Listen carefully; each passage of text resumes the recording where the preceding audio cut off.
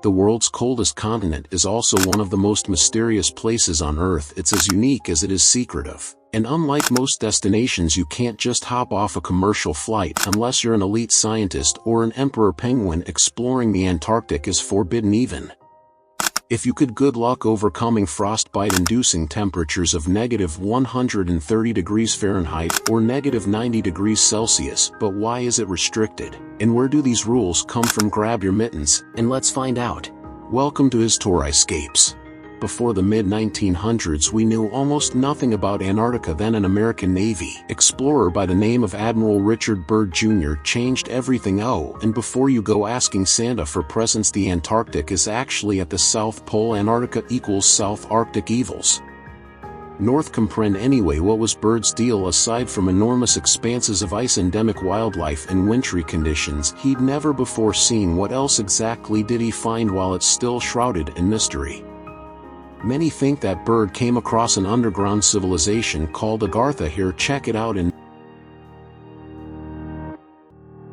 1957 and 58, a bunch of countries came together and were like, you know what, we love what this new research is showing, and we need to protect Antarctica. So the Antarctic Treaty was created. What does that mean exactly? Well, it means that smarty-pants scientists and lab coats can venture into the icy abyss for research purposes. For the rest of us, there are exceptions. Of course we can. For example, head to the Antarctic waters in a cruise ship. Can we set foot on the land as well? Technically yes, there are a few landing spots along the peninsula, but compared to the entire continent's mass, it isn't even a sliver. The treaty also stated that no single nation could own Antarctica. It's divided up into partial ownership for these 7 countries. Here, check it out.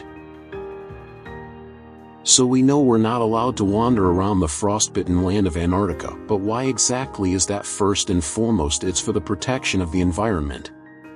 It makes sense. To the world's southern tip is a place overflowing with biodiversity. There's endemic species, underground mountains, yeah, you heard that right, blood red waterfalls, and even gold-spewing volcanoes. But as much as we do want to keep our beloved environment thriving, we've also been banned for our own safety. Temperatures can drop to a whopping -130 degrees Fahrenheit. That's -90 Celsius for most office. Protecting the environment and ourselves is the whole story. However, for a select few, it's believed that there are some rather shady stuff going on behind that ice wall. As you can see, it's completely visible on Google Maps satellite view. So if something shady was going on, it must be rather well hidden. Perhaps this giant alien face-like structure could be a sign of the unknown. We won't delve too deep into other theories, but they do include a supposed hidden fortress used in World War II. Claims that an ancient civilization once lived down there, and of course the idea that it's the gateway to the end of the world because the world is flat. Yeah right, okay. So what would actually happen if we did try to visit Antarctica? If you break the rules, get ready to deal with fines of up to $10,000 US